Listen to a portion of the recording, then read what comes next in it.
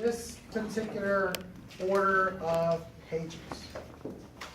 Okay, we want to build a simulation to determine which one of these is the most efficient. Okay, so first thing I had to do is actually construct some sequence of pages that might help me deduce which one is a better algorithm. So putting that aside for the moment, we did that. I constructed this. The next question I have to ask myself is, how many frames do I have, right? So for the sake of a simple example, let's say, where did I put that? Forgot my own example, how many frames I have. That's bad. 3, I thought it was 3. Okay, so we're going to say we have 3 frames. Frame, frame, frame. Okay? Excellent. We can now run a simulation. Okay? Let's say we want to run the optimal algorithm.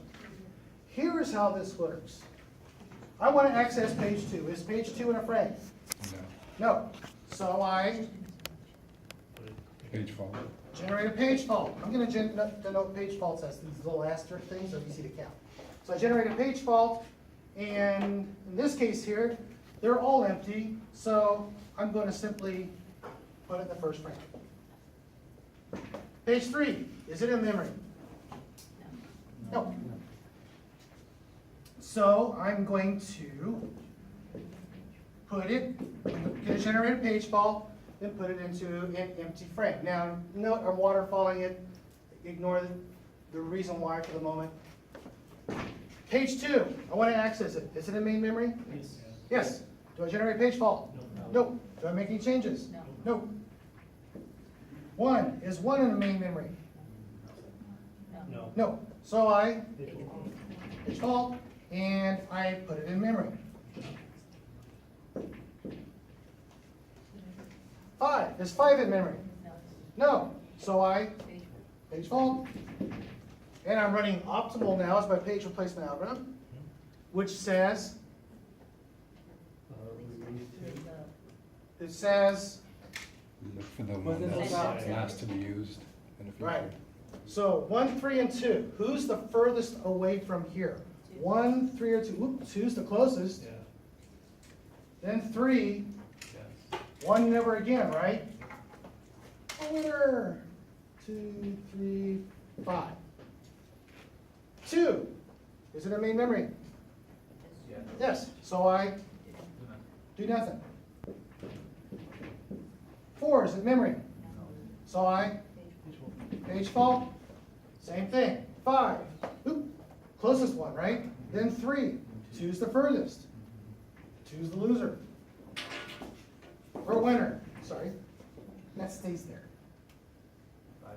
5, 3, 4. Think. 5 is it in main memory? Yes. Yes. No fault, no change. 3 is it main memory? Yes. No fault, no change. 2. No. So I page fault, and 5 is the closest. Then 2. So in this case here, it doesn't really matter, does it? So I pick the oldest.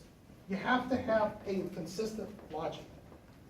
Okay, so if you have a tie, your logic needs to be the same every single time. So I'm just going to say, let's just pick the oldest.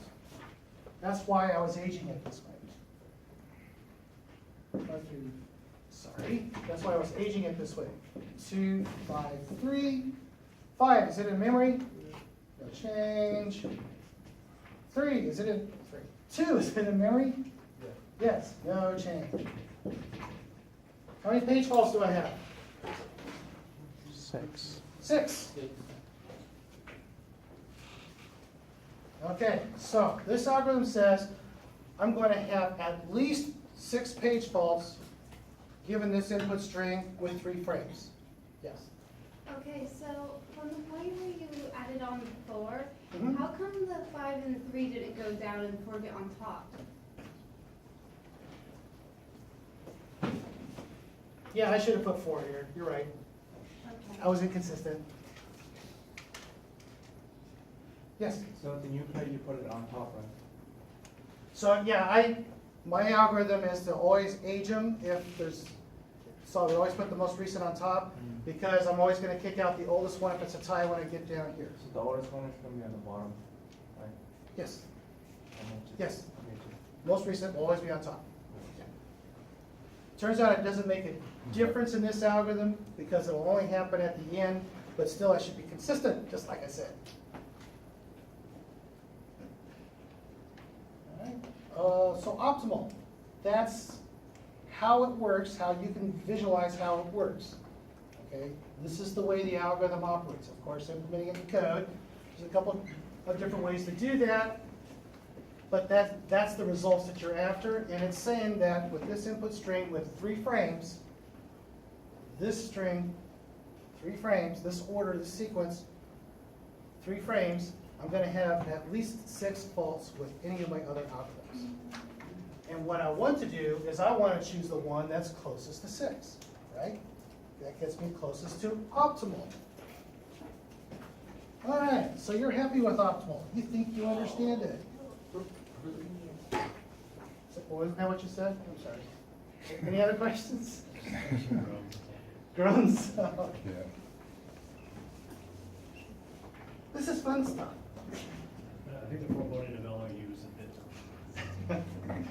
Okay, LRU. Well, let's change the order. Let's do FIFO and then LRU.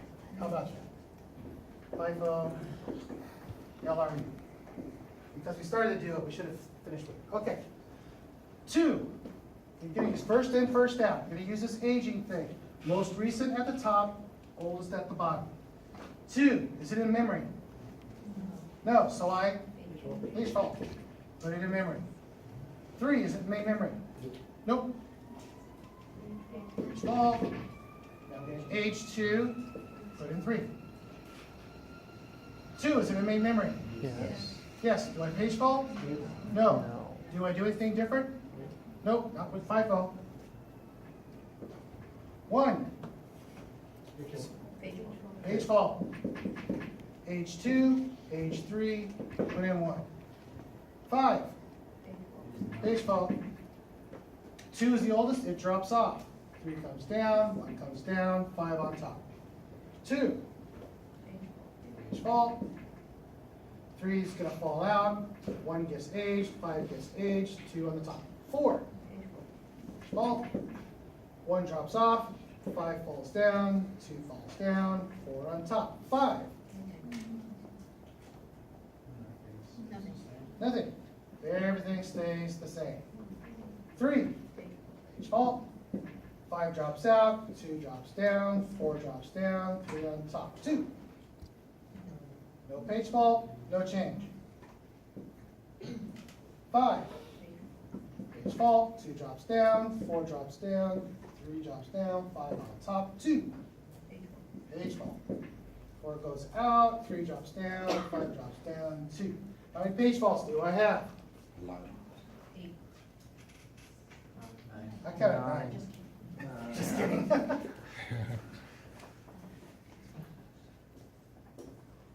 9. That's only a few pages. Not so good, huh? Any questions though? This is how, again, this is how FIFO is working. Different ways to implement it, but this is how the algorithm operates. Okay? Questions, FIFO? Yeah. I just wanna take a snapshot real quick. Taking a picture. Sure. It's also in your slides. Oh.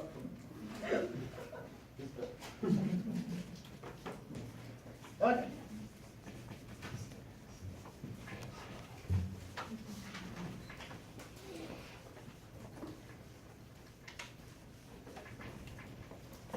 All right, so now let's take a look at our good friend least recently used.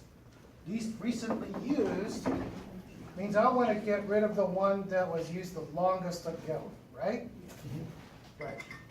Okay, so let's see how this might work then. Not might. Let's see how this works. The confidence in me is, okay.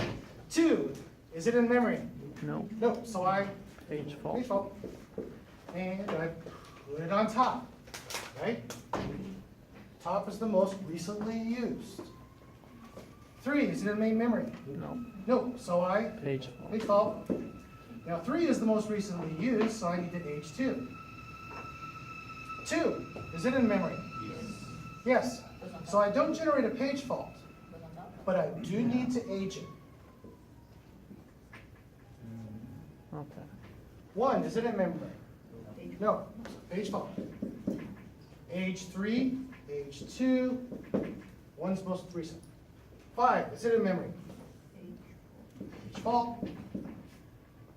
3 now drops out, 2 gets aged, 1 get aged, 5's on top. 2, is it in main memory? Yes. So no page fault. However, I need to make 2 the most recently used, age 1, age 5. 4, is it in main memory? No, page fault. So 1's going to drop out. I need to age 5, I need to age 2, so I may add 4. 5, is it in main memory? Yes, so no page fault. However, I need to make 5 most recent and age 2 and 4. 3, is it in main memory? No, so page fault.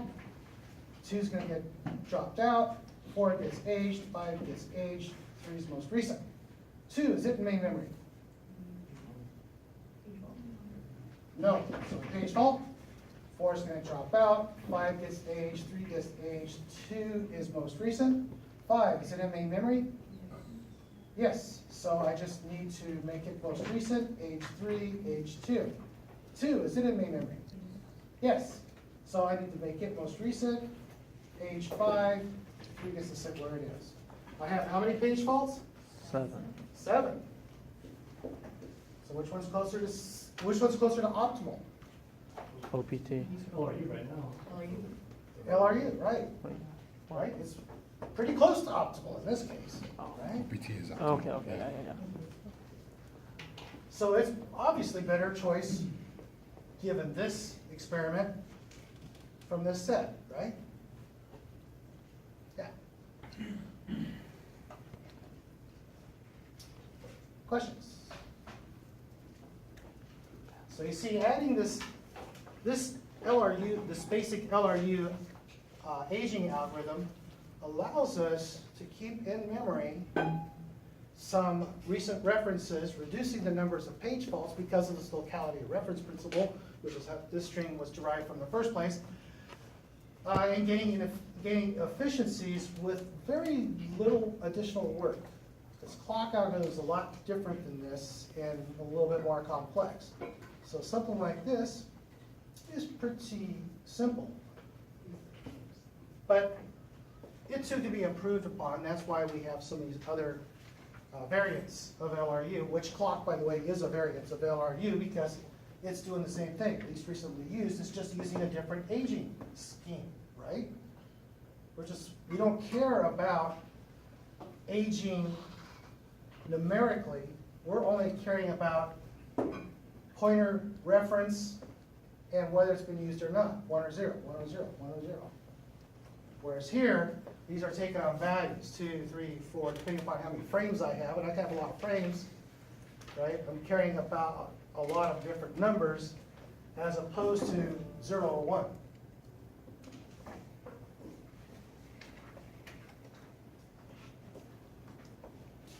Questions on basic LRU?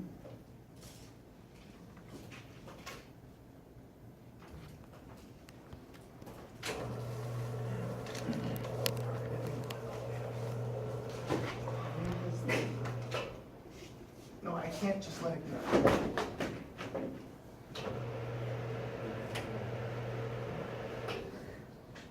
Okay, so yes, you have these in the slides. I also have clock for comparison in here. But that's the basis upon the basic approach to how you would start doing some sort of analysis on these kinds of algorithms. Starting with OPT and then working your way through. Now obviously, and simulations like this, you don't don't tell you so much, right? There's, by hand, I can do fairly short strings, fairly small numbers of frames. You know, if I come out to the gig, if I come out with even 500 frames and strings sequences that are, you know, 1K long, it gets pretty tedious when you're going across 5 different algorithms and such. So we like to real simulations in the systems on our software and run them that way instead. Okay, so obviously we could do some hand simulations to kind of get us in the ballpark. Is this worth taking a look at? And that's why it's worth doing some of these handwritten simulations, because it gives you an idea about writing a proposal for somebody to pay you to build a computer-based simulation to do some real analysis with. But you start off with, I got an idea. Does the idea make sense? You do stuff like this. It also helps you understand your algorithms better. So, just point, let's see.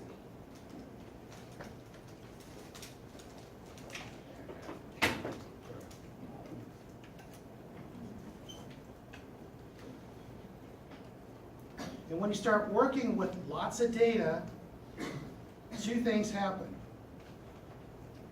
One is that with lots of data, you end up finding ways to communicate your findings to the rest of the community. Graphing your results is an excellent way to do that, because you can do things like, oh, given different numbers of frames, I get these kind of results. And one of the things that hopefully jumps out at you when you look at this is that, hey, maybe there's another way to solve this problem. Just increase the number of frames, right? Get more memory, less problems with the page faults, right? All the algorithms start getting close to each other in that case, at least the ones that we studied. And that's also important information. How much is it worth improving your algorithms if all you have to do is throw more hardware at it, right? Well, if it's practical amount of hardware, that works. If it's impractical, that doesn't help you any. But using techniques like graphing tools, when you start doing some more complex comparisons and analysis, is a good way to help understand what the data is telling you. You still need the data. You still need to look at the actual data, because there could be spikes in here that the graphs kind of hide. There could be some anomalies that you haven't taken into consideration. One very important anomaly, by the way,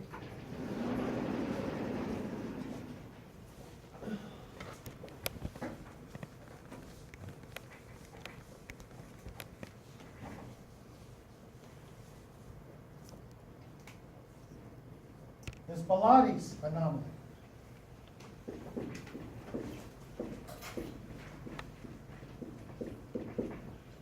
What Biloti's anomaly says is that simply increasing the number of frames doesn't exactly solve your problem. In some cases, you could actually increase the numbers of frames that you have and make one algorithm perform better than the others when it's always performed worse than the others. There are certain input sequences, page references, given different numbers of frame sizes, that can cause some really poor performing algorithms to actually perform better. And that's what Biloti's anomaly talks about. And he has the data, obviously, to prove that.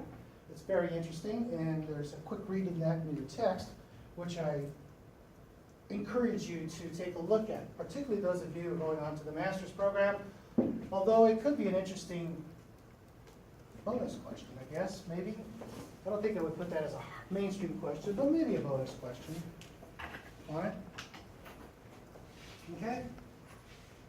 So that's our page replacement algorithms. Any questions?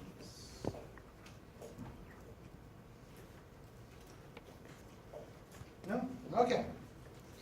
Then what I would like to do is talk about assignment number 2. It's not that one. It's not that one. It is this one.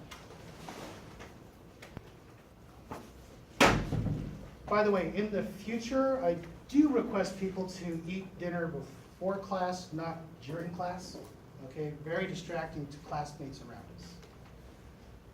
Okay? Okay, so here is assignment number 2. What you're going to do is build a simulation. Page replacement, simulation. Kind of like what we've been talking about tonight. Okay, for page replacement algorithms. What I want you to do is build a simulation that will read some input string of page references that will be made. And then I want you to build these 3 specific algorithms, OPT, second chance, and clock, which will then read the sequence of pages that are being accessed for the simulation, running each of these 3 page replacement algorithms on that input sequence, and writing the results to pages, a file named pages.txt. Okay? So for your input file, you're going to create that by hand. Okay, so you're going to create the input file by hand. And what's going to happen is it's going to have 2 lines inside of it. The first line, Number of frames. yeah, the first line, I was trying to remember what I called the input file. Pages.txt.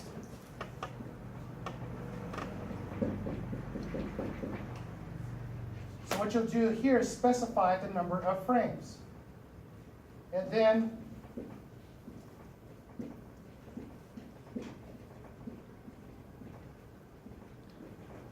whatever sequence of pages you want to reference will be on the second line.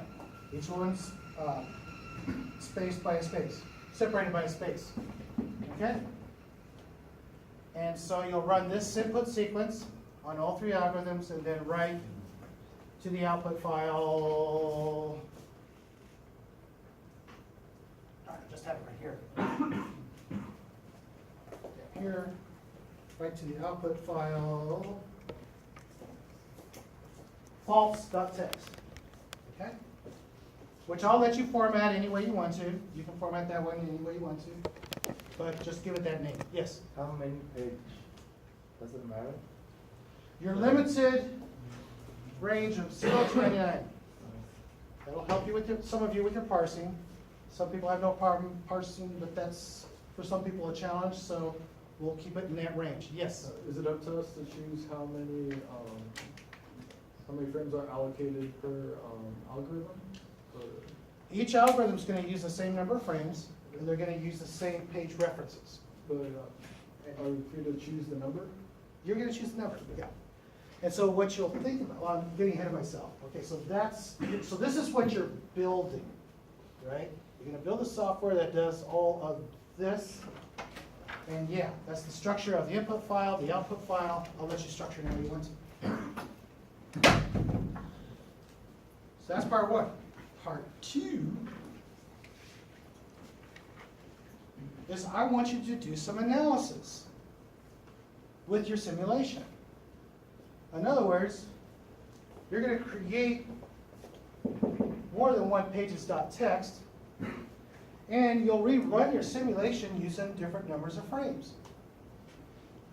Right? So you might take one input string and use 4 different sizes of frames. You might create another file, just rotate them around, calling them pages.txt, right? With some different sequencing of page references, and then repeat the same 3 frame sizes with it when you do your simulation. Take all of those outputs and tell me what that tells you.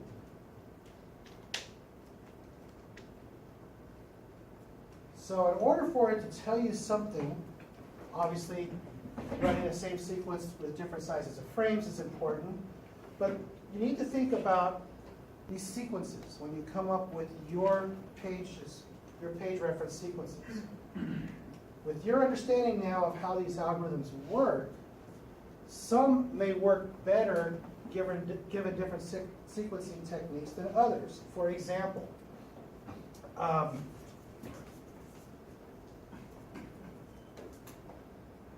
if I had this input string here, and I decided that I wanted to have a total of 7 frames in the system, and I ran it with all 3 algorithms, do you think I'm going to see any differences in the numbers of page faults?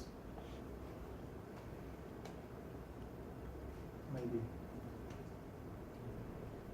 No. No. There's not enough. Larger than the largest page number, isn't it? Yeah. Everyone's going to have a home first time around. So that's not going to tell you anything, is it? No.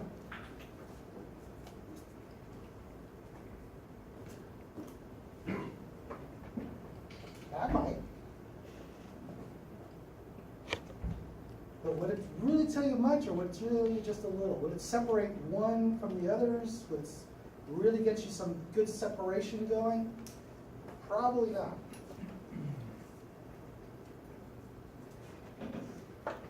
I'll bet this one would. Right? So unfortunately, this is a very bad example because these are very low numbers here. And I'm saying, oh, but you better use like, try it with three frames, try it with 10, try it with 15, you know. With these numbers here, you can't really tell that. But when you start thinking about sequences like, oh, what if I do 1, 2, 3, 4, 5, 6, 7, 8, 9, 2, 3, 4, 5, 6, 7, 8, 9, 10, 3, 4, 5, 6, 7, 8, 9, 10, 11, is that going to tell you? Start thinking of your patterns. Remember that discrete math class you had ages ago? There's some pattern stuff in there that might come in handy. So you want to think about these patterns, you want to think about how these algorithms behave, or you might want to do some reading about how these algorithms behave a little further to come up with your patterns that's going to help you understand which of these perform better than others do. Okay? So the false.text is your program the one that made it, right? Yeah. Yes. The pages.txt you're doing by hand. Yeah.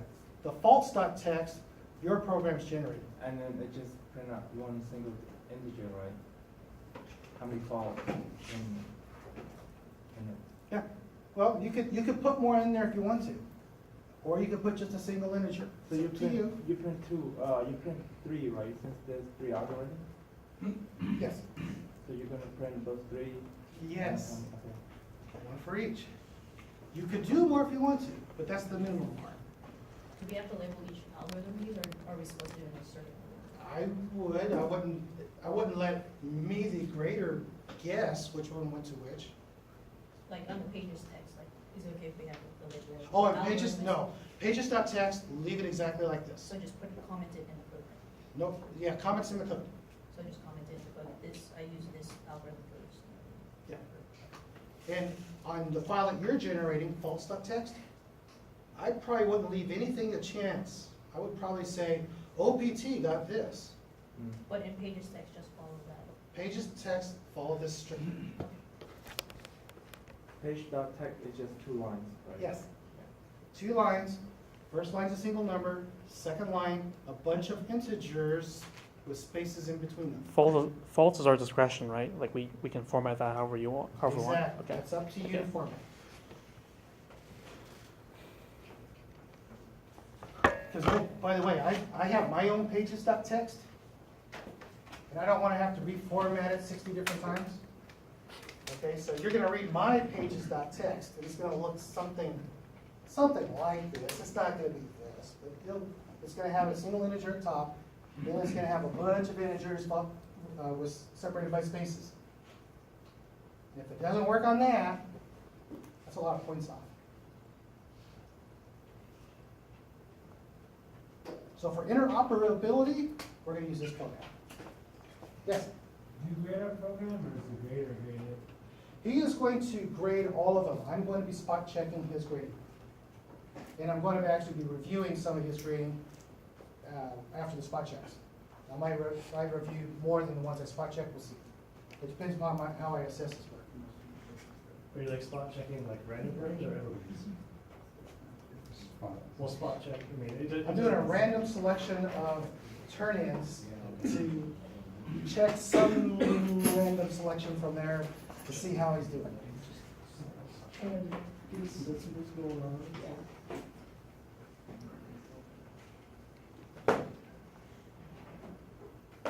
Other questions?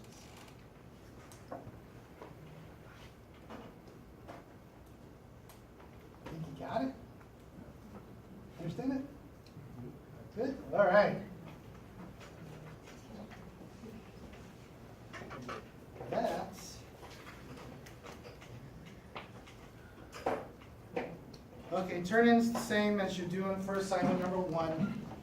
I need you to upload the files in the Blackboard, but leave the files into the selected user account of the team. If anybody wants to change teams at this point, they can do so. You're self-forming teams. You can do that if you want to.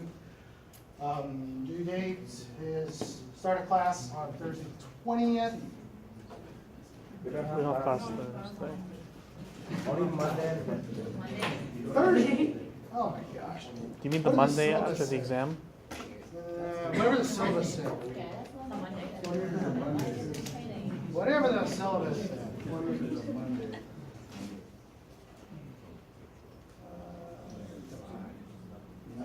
Oh, recently. It's Monday. Yeah, it's the Monday after the. exam. So that's the. I believe it's Monday. 20 something. Assignment number 2, Monday, 20th of June. I checked the 20th, I knew the 20th had to be right, but where'd Thursday come from? No idea. So yeah.